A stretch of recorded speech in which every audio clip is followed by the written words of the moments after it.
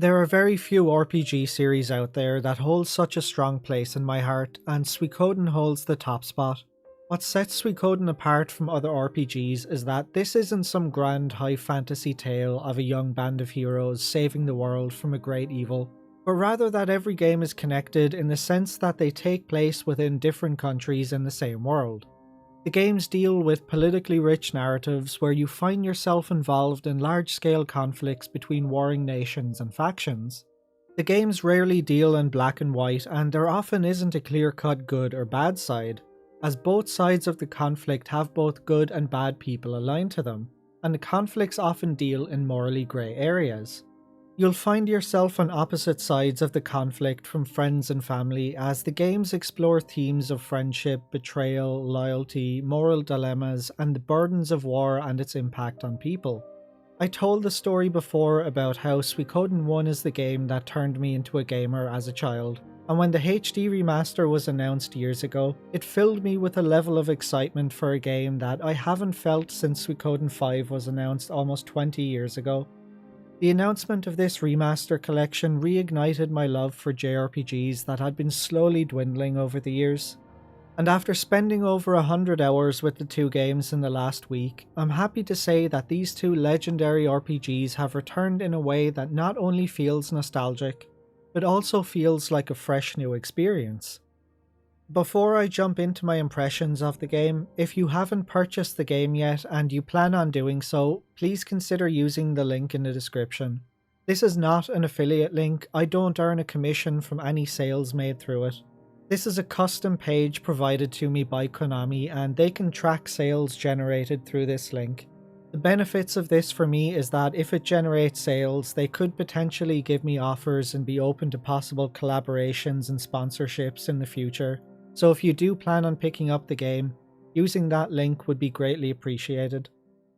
Now this is not a review per se, this is more me talking about my thoughts and impressions of the game. So how was my experience with the remaster? Was it everything I had hoped for? Short answer, yes. While it's not perfect and it certainly has some problems, I was delighted with the quality of the remaster.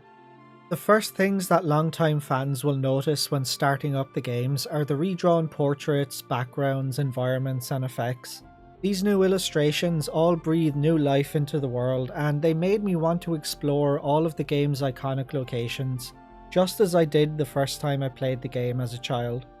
I spent hours aimlessly walking around the world map, inspecting all of the towns, houses, caves, mountains, castles and ruins. Just taking in the scenery and strolling through everywhere at a casual pace, the exact same way I did in my first playthrough of the originals as a child. Some people say that the new backgrounds and effects have lost the charm of the originals, and while that may be true to some extent, I think that's largely their nostalgia talking. I think the new illustrations are beautifully crafted and they vastly improve a number of areas in the games. Particularly in Suikoden I, as many areas that were bland and boring in the original game are now vibrant and full of life. The Dwarven Vault, for example, looked awful in the original game, but it looks amazing in the remaster. The new background illustrations also greatly improved the Sindar runes in Suikoden II, going as far as to actually add Sindarin writing on the door and tablets throughout the runes. I got really excited when I saw that, and it's something which I'm going to dive into and try to decipher and translate soon. To actually put in the effort of including Sindarin writing showed that the developers actually put care into each environment they redrew, and I for one am very grateful for that. Some of my favourite locations in the remaster are North Window and the Tinto Mines. They have a real dark, eerie and ominous feel to them, and that's largely because of the vignette effect they added, which is the dark border around the corners of the screen. This is something that some people were concerned about before release, and some people don't like it. I myself was unsure how to feel about the vignette effect before release, but after playing the game, I barely even noticed it was there. The only times I actually noticed it was when I was in North Window, caves, sewers and other dimly lit areas, and in those areas the vignette effect actually added to the atmosphere by making them dark and eerie while providing some light around your character, and I thought that was really cool. Visually, I love the new aesthetic, and after playing the remaster, if this is the art direction they want to go in for potential future entries, I'm all in on it, as I loved what they done here. Another significant change to the remaster compared to the originals is the new localization. I know in this day and age, localization is often viewed as a dirty thing in some circles. There's a big debate between localization and translation. While the original game's translations were a mess for a number of reasons, character limitations, short deadlines, you name it, the new localization is for the most part fantastic. Yes, there are some mistakes, there are some mistranslations, and there are some issues with it, which I'll get into later. It's not perfect, but for the most part, I think the new localization is excellent. For those that are worried, no, it doesn't butcher the script, no, they haven't messed with the characters, no, there are no self-inserts or whatever you may be concerned about. The new localization stays true to the original script while updating and improving it. And for people who have played through the game many times before, like most of us have, it almost feels like a new experience. It does feel strange at first, and some retranslations like Grenseal being renamed to Glenshiel, they do take some getting used to, but overall I was very happy with the localization of the game, and the few issues that I did have with it could be very easily fixed in a patch.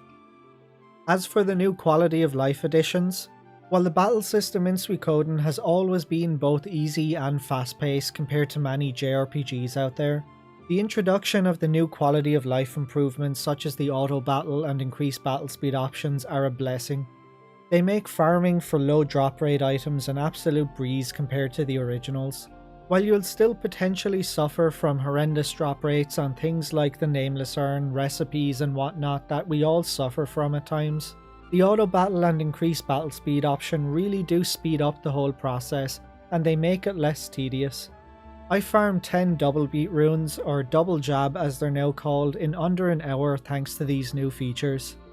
If you're feeling particularly lazy, or if you're feeling a little tired, you can zip through the random battles in the game by using these two options. And when you unlock Stallion, you also unlock the ability to increase the battle speed by 4 times the base speed instead of just doubling it. And the great part about that is that you don't even need to have Stallion in your party to take advantage of the quadruple battle speed option, which is something that I didn't realise at first, and it took me several hours after recruiting him to realise that I could quadruple the battle speed without him in my party. I thought these two improvements were wonderful additions to the game, and I used them for the majority of my playthroughs. They helped a lot with repeating the battle at the beginning of Suikoden II 108 times to unlock the colour intro, and they cut hours off of grinding on North Sparrow Pass at the beginning of the game so that I could defeat Raud and view his dialogue for losing. I do have 2 complaints about the battle speed option, however. I'd like for the game to remember your last used battle speed option, because I'm tired of having to press square twice every time I start a battle, and I wish that increasing the battle speed didn't also speed up the music.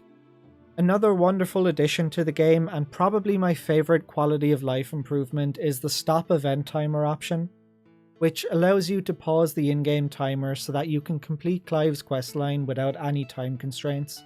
This is something that many fans hated about the original game, as many of us feel that speeding through RPGs defeats the purpose of playing them. And because of that, a great number of people never got to experience his questline. The ability to pause the in-game timer allows you to enjoy his story at a slow, casual pace, instead of having to rush through the game panicking about completing events within certain time frames.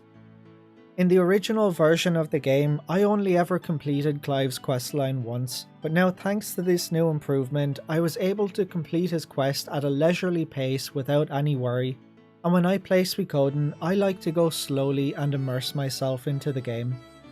For anyone with concerns about pausing the event timer, it doesn't interfere with anything else.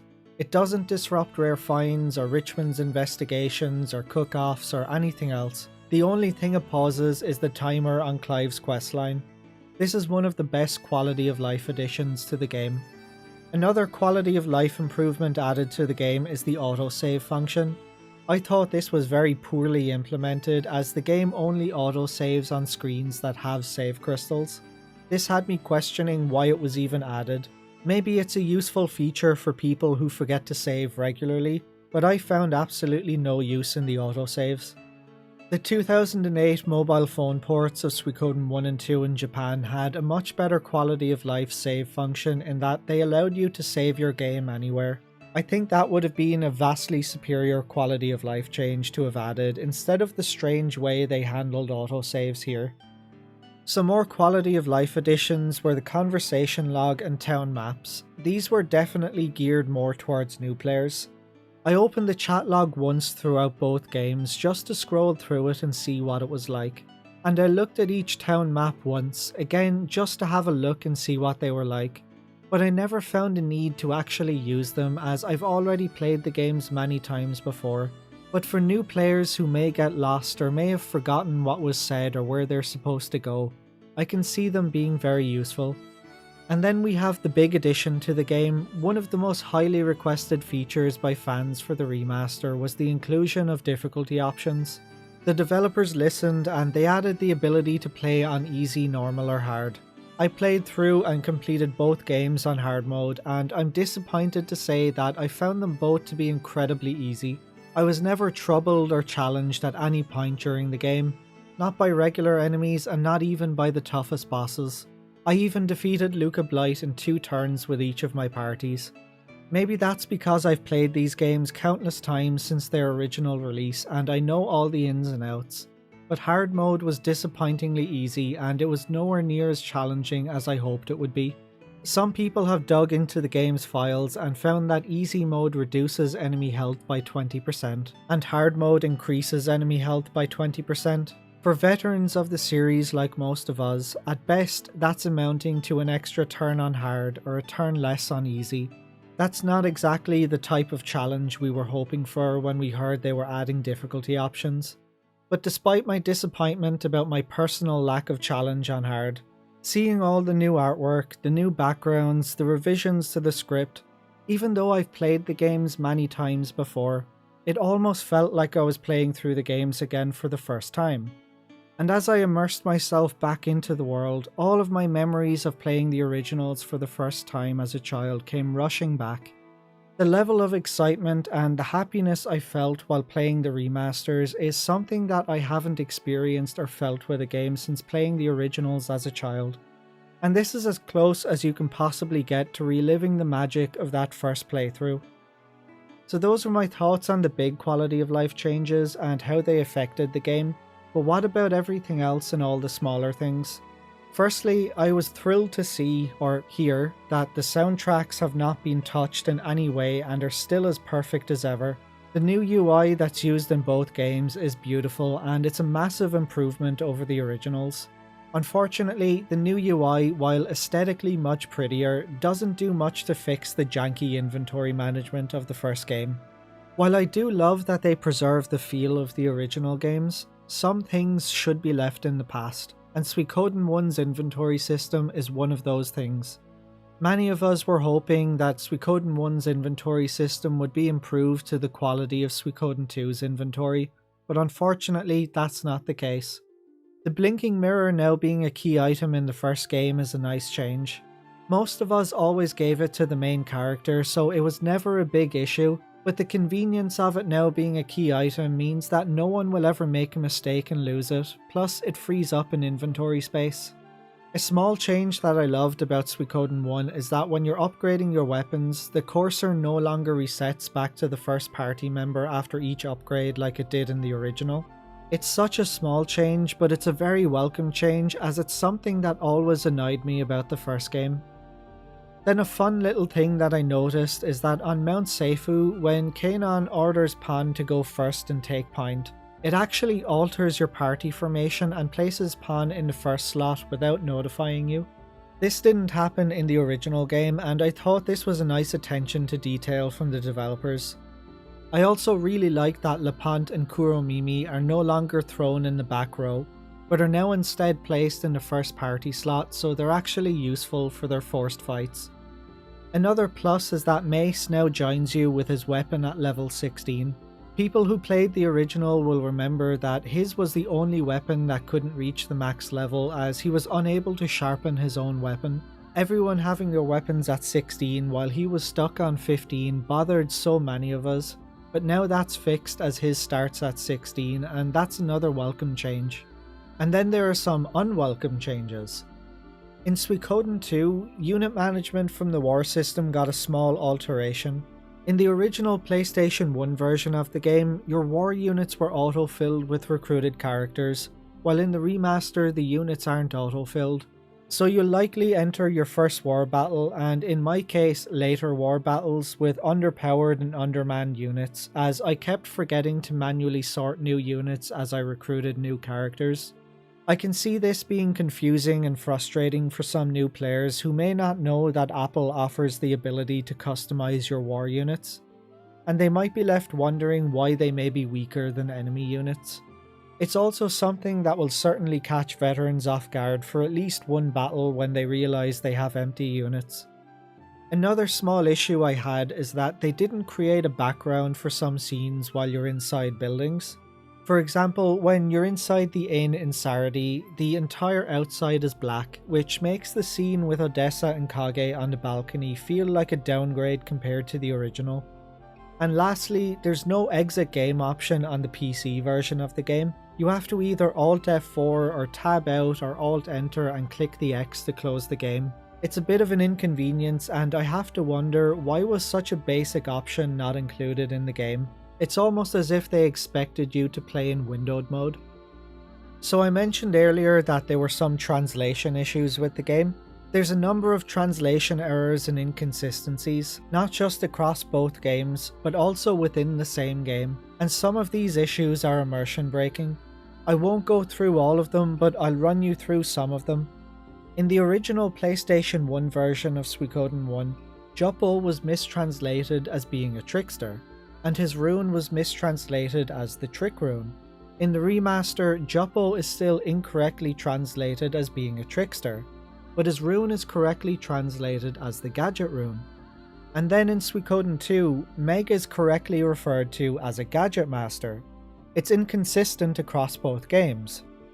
In Suikoden 1, the Imperial soldiers in Seika village talk about the Banar mines, Banaar, which is a localization issue from the original release. It should be called the Banner Mines, Banner, as it's in the Banner region near Banner village. Then in Suikoden 2, Leon Silverberg is referred to as both Silverberg ending in ERG and Silverberg ending in URG. This happens numerous times throughout the game and sometimes even happens in back-to-back sentences. North Sparrow Pass is still mistranslated just as it was in the original game, yet Rita's dialogue in the remaster correctly refers to it as North Swallow Pass, a name that certainly rings true after her conversation with the guard. She's the only person in the game that refers to it by its actual name, and every other reference to it incorrectly calls it Sparrow instead of Swallow. The Pale Gate rune has been renamed to the Blue Gate Orb, but when you equip it, its name changes back to Pale Gate rune. During the Greenhill arc, Raud mentions to Joey that the king himself asked him to keep an eye on Joey. Why would Ageres ask Raud to keep an eye on Joey? This line is supposed to be about Luca, but at this point in the game, Luca isn't the king yet. And here's a lore issue with the Winged Horde in the remaster. A member of the Winged Horde mentions that humans can't stand the smell of their damp feathers. Why is this a lore issue? Because the Winged Horde don't have feathers, their wings are membranes. In the original game, this line is about how humans can't stand the smell of their wing water. Wing water is otherwise known as Neric, which is a foul-smelling insect repellent that they make out of fish heads and apply to their wings. Without it, insects and parasites will damage their wings and they may not be able to fly or glide. This isn't just a translation mistake. By changing the line to damp feathers, they've messed up established lore about the Winged Horde themselves. Those are the most notable mistakes. I won't get into every minor little mistake, but you get the idea. While I thought the translation was largely really good and much better than the original games, there's still a number of mistakes and problems that they need to correct. The game had both a localization team and a localization quality assurance team. Did they not take notes or compare notes? How did the localization quality assurance team not spot these mistakes when they're glaringly obvious mistakes? Do Konami not have anybody overseeing the lore? How do so many details slip through the cracks? But then again, it wouldn't feel like Suikoden without translation issues, would it? By the way, if you want to find out more about translation issues in the Suikoden series in general, go check out Raw Lecluse's channel. He makes some great videos covering the game's translations and localizations. And alongside those translation issues, there's also a number of bugs from the original versions of the game that are still present in the remaster. While many bugs and glitches like the Matilda Gate, the recipes and such were fixed, they didn't get them all. I know some people are sad about the Matilda Gate glitch being fixed, but I'm glad it's fixed. I couldn't help myself and I abused that glitch on every playthrough in the original game, so it's nice to be playing through the games the intended way again. So let's start with the bugs still present in Suikoden 1. The banquet scene after getting your castle is still bugged. If you speak to Matthew in Seika Village before going to his house, it skips all of the dialogue during the banquet and the scene starts at the end of the banquet. The reason for this is because both talking to Matthew in Seika and the banquet scene share the same flag. So by speaking to Matthew in Seika, the banquet scene is flagged as complete before it happens. You can avoid this and trigger the banquet as normal by ignoring Matthew and heading straight for his house when you arrive in Seika for the first time. Unfortunately, this bug means that anyone playing the game for the first time won't get to witness the banquet scene, as they most certainly will speak to Matthew when they enter the village. The remaster also introduced some new issues. The world map music can sometimes continue playing when you enter a new map area. This seems to happen all the time when you're entering the northern checkpoint. And Pon's name is now visible on the tablet of stars before you even recruit him. As for Suikoden 2's bugs and problems, the Flintstone bug is still present in the remaster.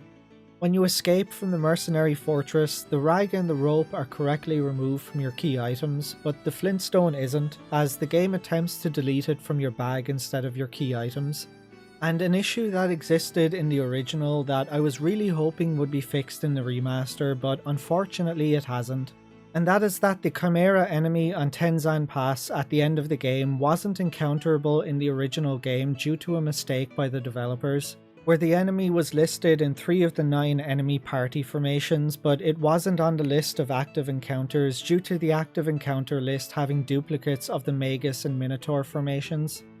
Unfortunately, this same issue appears to exist in the remaster, as the Chimera enemy is still not an encounterable enemy. Why is this a problem? Because the Chimera enemy on Tenzan Pass is the only enemy in the game that drops Cyclone runes. This leaves a maximum of 2 Cyclone runes you can get in the game, one from Sarah and Gregminster and the other from building a specific guardian deity. Meanwhile, all of the other higher tier elemental runes can be gotten much easier either through rare finds in shops or from enemy drops. I'll leave it at that. I won't get into every little bug and issue or I'll be here all day, but they certainly missed a lot of issues. Like I said, this wasn't a review, it was more just my thoughts and impressions of the remaster. But before I wrap it up, I want to quickly talk about things I'd like to see them patch into the remaster, as well as some things I wish they had done differently. Some things I'd like to see them patch in would be making the battle speed fixed, and by that I mean having the game remember what battle speed option you last used. It's tiring having to manually change the battle speed in every single fight. I'd also like to see them make a change in how the battle speed option works. Increasing the battle speed shouldn't increase the speed of the music. Just have it increase the animations and the sound effects for the attacks, but don't speed up the music. I'd also like to see the option to disable the autosave feature. While it may be useful to some people, I found it to be a useless feature due to the poor way it was implemented. All it does in its current form is slow down loading into certain screens. I'd also like for them to add the ability to load a save from the settings menu. Having to exit back to the title screen just seems so unnecessary. And finally, I'd like to see them add an option to exit the game from the settings and the title screen.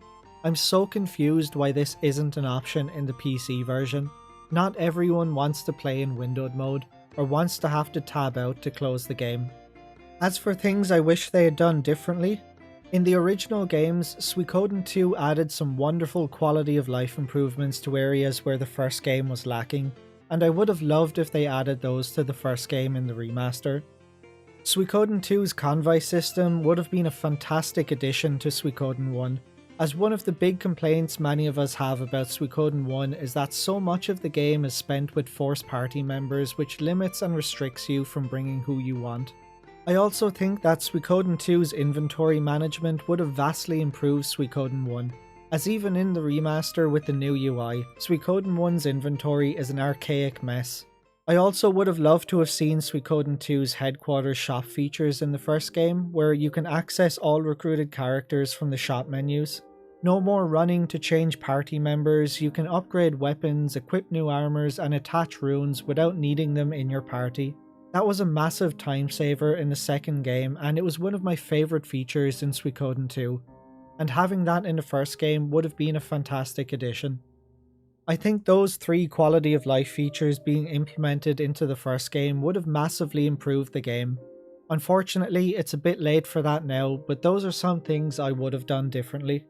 Overall, despite the minor issues that the remasters have, most of which should be relatively easy fixes for Konami, I thought the HD Remaster was an incredible experience and one that really took me back to the joys I felt playing the game for the first time as a child. Konami have shown great care and love with the remasters by enhancing the original experience through quality of life improvements, improved translations, beautiful 3D artwork, bug fixes, and accessibility features, all done in a way that remains faithful to the originals while keeping their charm and soul intact. While the remaster isn't perfect by any means, and there are certainly areas they could have improved on but didn't, longtime fans will appreciate the care these remasters were handled with and will love the refined experience presented, while newcomers to the series will be able to experience these masterpieces in their best form. If you're a Suikoden fan, I think this is a must-have to add to your collection, and if you haven't played Suikoden before, what are you waiting for? This is a series that every RPG fan should try. Pick up a copy and immerse yourself into one of the greatest stories ever told in gaming. But those are just my thoughts on the remaster. What about your thoughts? How are you feeling about the remasters? Did they live up to your expectations? Did they fall short of your expectations? Are there any things you'd change or wish they had done differently? Let me know what you think. Thanks for watching guys, and I'll catch you on the next one.